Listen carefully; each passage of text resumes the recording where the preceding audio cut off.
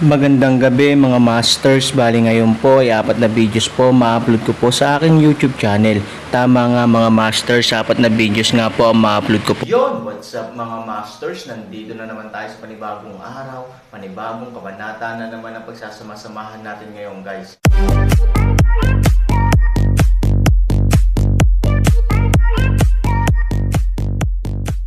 Bali mga masters, kung bago ka pa lang po sa aking YouTube channel, please click the subscribe button, lalong-lalo na po yung notification bell guys, para maging connected pa rin tayo sa isa't isa at maging updated kayo sa mga susunod ko pang video.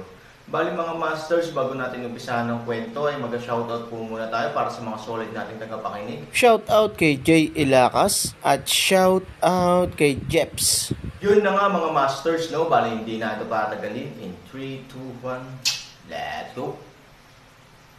Mga master, magbabalik tayo sa pag-upload ng 4 na videos everyday simula ngayon araw. Salamat sa solid na pagsuporta mga master. Nang hindi na hinintay na magsalita si Aaron, ang isa sa kanyang mga alagad ay agad na tumikim at nagsabi, "Sasabihin ko sa iyo, ang isang alipin, narinig ko, ay isang kalahating presyo na alipin. Paano siya makakaligtas sa isang lugar na tulad ng CN Cave? Lumili ko ito. Dahil napakababa ng kanyang katayuan kaya't hindi siya makakita ng halimaw. Oo, gusto siya ng mga tao, not to mention the monsters in CN Cave, even we can crush him with one finger." Ang alipin ay isang alipin. Lumipad man siya sa isang sanga, siya ay isang alipin na pumitas ng prutas at kumakain nito. Ang isang grupo ng mga disipulo ay agad na nagpakasawa, ngunit sa mata ni Aaron, ang mga ito ay wala. Ang karanasan ng dalawang mundo at dalawang buhay ang nagpapaharap sa mga bagay na ito na parang bata. Bibig sa iba, gustong sabihin kung ano ang gusto nila. Ayaw din niyang magpaliwanag. Matapos malaman ang tungkol kay Lin Mengxi, elder ng Sefeng, mula kay Zuying, walang magandang pakiramdam si Han Sanchen para sa mukhang kagalang-galang na lalaking ito. Natural, hindi niya masabi rito ang sikreto ng nangyari sa kuweba. Master, kung walang mali, Aaron ang magre-retire. Marami pa namang trabaho sa garden. Tumawa si Aaron. Gusto ni Lin Mengxi na magsalita at tumigil. Dahil ayaw magsalita ng Aaron, hindi na makatuwirang magtanong pa. Tumanggaw siya at hinayaan ang ibang mga alagad na maghiwalay. Pagkaalis ng lahat, sumimangot si Qin Shuang, palagi kong nararamdaman na ang mga bagay ay hindi ganoon kasimple. Kung ang halimaw sa CN Cave ay hinamak na patayin siya, ano ang problema sa pagsabog noon? Gusto mo ba siyang patayin, at gusto mo siyang palabesin? Ayaw niyang sabihin, ano ang silbi ng pagpilit sa kanya. Tungkol sa pagsabog, maaari niyang ipaliwanag na gumamit siya ng brute force. Anyway, ang 4 na estatwa ng bato ay sumabog sa kanyang mga kamay noon, sabi ni Lin Mengxi na may kasamang mapait na ngiti. Tumanggaw si Qin Shuang, paano siya nakalayo sa kuweba ng CN? I'm also very strange about this. Pagbalik ko, pinadala ko si Shenxi para i-check ang buong katawan niya. Maraming sugat sa balat ang katawan niya, ibig sabihin noon ay nakipag-away siya sa kanya sa CN Cave. Umiling si Lin Mengxi. Ibig mong sabihin sa wakas nataman niya ang halimaw sa kuweba ng CN. Nagulat si Qin Shuang. Umiling si Lin Mengxi, walang ganoong posibilidad. Ang paglilinang ng tao sa kuweba ng CN ay wala sa ilalim ko. Kahit pumasok ka, huwag mong sabihing mananalo ka, sabihin mo lang na gusto mong umatras, imposible. Si Qin Shuang ay mas kakaiba, pagkatapos ay lumaban siya muli at nabigong manalo. Ano ang problema? Itatanong ko sa'yo yan. Ngumiti si Lin Mengxi at tumingin kay Qin Shuang. Tanungin mo ako, ayaw mo bang turuan siya ng basic law? Pwede mong samantalahin ang pagkakataon na malaman ang tungkol dito. Nakangiting sabi ni Lin Mengxi. Natigilan si Qin Shuang. Pagkaraan ng ilang sandali, tumanggaw siya at handa nang umalis. Maaari lamang maglakad ng 2 hakbang, siya biglang lumingon, tumingin sa Lin Mengxi nagtanong, 4 na taluktok bilang karagdagan sa CN Cave halimaw, walang iba pang nakatagong pag-iral ng master. Ibig kong sabihin, ang paglilinang ay maaaring nasa itaas ko at maaaring masira ang kalasag na aking itinakda. Panipi, Lin Mengxi Aileng, isang sandali mamaya, sinabi niya, 4 na mga taluktok ay maaaring gawin tahimik na basagin ang iyong kalasag, sa tingin ko bilang karagdagan sa akin, walang iba, tanungin mo ito kung bakit. Shin frost coldly back wala. Bumalik si Zexuzi kasama ang Aaron. Nakita ni Flashy ang ligtas na pagbabalik ni Aaron, hindi kapani-paniwala ang mukha ni Little Sunspot, ngunit hindi nagalit. Si Han Sanchen 3,000, galit na galit siya, I'll let you give me something to eat. Mag-iingay ka, Nuji ka talaga, Aaron. Simula bukas, ikaw na lang mag-isa ang bahala sa 4 na taniman ng gulay. Hindi nang ahas si Zizuzi na pabayaan si Aaron sa CN Cave, kaya humanap siya ng ibang paraan, para makaganti. Hindi ito matatapos ni Aaron kahit na magtrabaho siya mula umaga hanggang gabi. Gusto kong magsalita ka ng sobra. Sa isang sampal, binigyan ni Zizuzi ng isang sampal ang marangya, pagkatapos ay tumingin kay Han Sanching ng malamig at sinabing, naiintindihan mo ba? Walang pagpipilian si Aaron kundi ngumiti ng mapait at tumango, alam ko. Bueno, kung hindi mo ito matatapos, wala kang magagawa. Iniwan ang pangungusap na ito, umiling si Zizuzi, kamay at bumalik sa silid na may malamig na ugong Han 3,001, sinundan din upang bumalik sa bahay kinabukasan. Han got up sa trabaho kusina sa tanghali. Aaron biglang smelled ang pamilyar at kaaya-ayang amoy, ngunit, Aaron ay hindi tumingin sa likod, abala kapag ang mga yapot na papalapit, ang halimuyak ay mas kaakit-akit.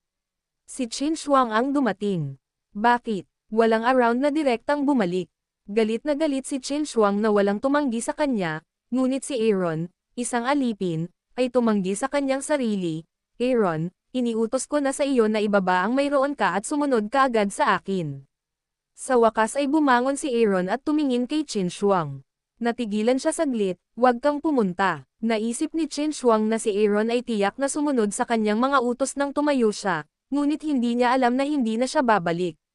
Ang unang kagandahan ng kanyang sariling nihilistic na pamilya, kadalasang kumakaway ng random, hindi mabilang na mga lalaki ang maaaring mabali ang kanilang mga baywang at walang magawa. Si Yu Gang ay isa sa 3 piling alagad ng nihilismo. Ang pagkakaiba sa pagitan ng Aaron at Aaron ay hindi isang bagay ng 1 o 2 henerasyon. Kung mag-utos ka sa isang alipin, ang alipin ay maglalakas loob na magsalita pabalik. Gusto mong mamatay. Malamig ang mukha ni Qin Shuang, at dahil sa matinding galit niya, bahagya niyang itinaas ang kanyang kamay. Ang pilak na espada ay nasa leeg ni Aaron. Walang magawang ibinaba ni Aaron ang kanyang ulo, Elder Marshal Sister, walang silbi ang pagpatay sa akin. Hindi naman sa hindi ako pupunta, hindi ako makakapunta. Nang marinig ito, naging mas maganda ang mukha ni Qin Shuang, bakit? Sinabi ni Kuya Marshal Brother Zizuzi na simula ngayon, kailangan kong tapusin ang lahat ng gawaing sakahan ng 4 na pangunahing taniman ng gulay ng mag-isa. Kung hindi, hindi ko ito magagawa kahit na gusto kong magpahinga, umiling si Han Sanchen. Makikita ko kung paano ka mamamatay. Kung minsan si Aaron ang dahilan kung bakit hindi niya sinasabi ang totoo ay para mapuko ang galit ni Qin Shuang, tiyak na kumalat ang apoy kay Zizuzi. Na hindi malupit ang Aaron, ngunit hindi siya nagalit sa Aaron, ngunit kinalkula nila Wang ba ang Aaron sa lahat ng bagay, ang malamig na mukha ni Qin Shuang. Tinanong niya sa iyo na gawin ang 4 na trabaho sa hardin sa isang araw. Ang munting sunspot na iyon ay pumasok sa kanyang bibig pagkatapos kumain, iniluwa niya ang balat. Aaron, ang batang ito, sa tingin ko ay hindi siya makakabalik sa kalagitnaan ng gabi. Huwag sabihin ngayong hating gabi, bukas ng umaga ay maaaring maglaro kahit na siya ay mahusay, ngunit huwag kalimutan, ang oras na iyon ay isang bagong araw. Hindi niya masabi, haha, tinatayang magmakaawa siyang lumuhad sa harap mo at saka humingi ng tawad. Nakangiti ring sabi ni Little Sunspot. Tumango si Zizuzi na may kasiyahan. Matagal na siyang hari sa kubo na gawa sa pawid, at walang nangahas na suwayan siya. Hanggat kahit sino ay maglakas loob, tiyak na magdurusa siya sa kanyang nakakabaliw na paghihiganti para sa pananakit kay Zizuzi. Paumanhin. Kung ang isang paghingi ng tawad ay gagana, aayusin natin ito. Kapag ang batang iyon ay dumating upang tanungin ako, maaari kong kainin ang gintong mayroon ako. Naiisip ko ito. Ang maliit na sunspot ay pumalakpak ng kanyang mga kamay ng paulit-ulit. Haha, nakatatandang Marshal Brother, napakaganda ng pamamaraang ito. Tiklupan ang virtual na anak na lalaki ng isang tingin sa mga mata, maliit na itim na anak na lalaki at mabilis na pumili ng ubas, malumanay sa fold virtual anak ng bibig.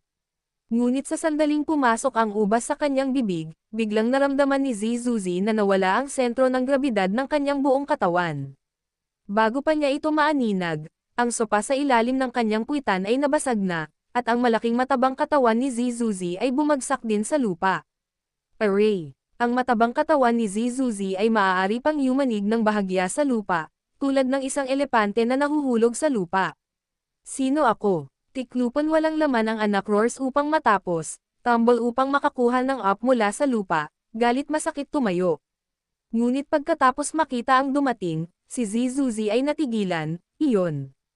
Iyon, Chin. Elder Marshal Sister Chin Shuang, ano? Ano ang nagdadala sa iyo dito, hahaha. Puno ng ngiti ang mukha ni Zizuzi.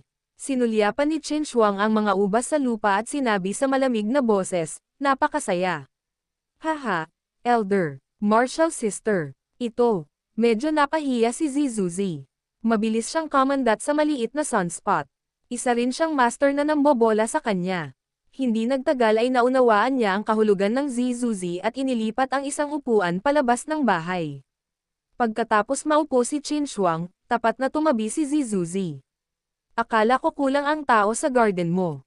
Dahil dito, ang isa ay kumakain ng ubas dito at ang isa naman ay naghahain ng ubas dito. Nakakatuwa, ngumisi si Chin Shuang. Pinagpapawisan si Zizuzi. Hindi niya akalain na biglang tatakbo si Chin Shuang sa bahay na pawid sa ganitong oras. Alam mo, hindi nakapunta si Chin Shuang sa kubo na gawa sa pawid kahit isang beses sa napakaraming taon. Pero kamakailan lang, parang nakakita ng multo.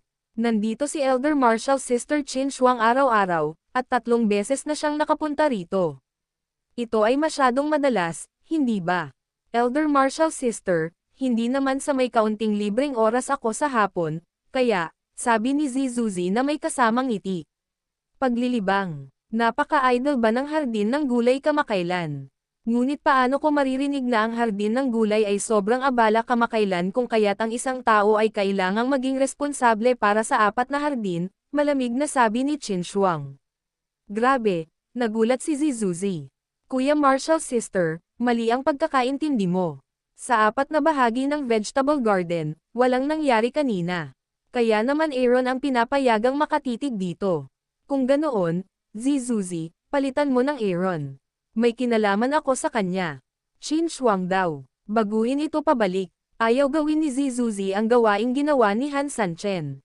He was tired to death, haha. Ano ang magagawa ni Kuya Marshal Sister para sa kanya? Isa lang siyang alipin. Pakialam mo ba? Anong mga kwalipikasyon ang itatanong mo sa akin? Gusto kong bumalik ka kaagad. Kung may nangyaring mali, gusto kong itaas mo ang iyong ulo. Chin Shuang ay walang pasensya at malamig na tumitig kay Zizuzi. Si Zizuzi ay natakot at nanginginig, oo, pupunta ako sa daan, sumusumpa si Zizuzi sa ganitong paraan. Sinundan siya ni Chin Shuang sa likod ng kanyang puwet pagkaraan ng ilang sandali, hinawakan niya ang kanyang baba, sinabi ko, Kuya Marshal, medyo abnormal ang ating pagbigkas nang marinig niya iyon, ngunit dati ay hindi iyon.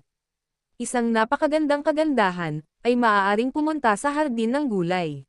Ito ay isang pagpapala para sa kanyang hardin, kahit na tumingin siya sa kanya, hindi siya nakaramdam ng panghihinayang sa kanyang buhay. Kuya Z, sa tingin ko ay hindi madali kahit dumating ang nakatatandang Marshal Sister na si Chin Shuang, paano niya malalaman na ang Aaron ay abala muna sa 4 na hardin?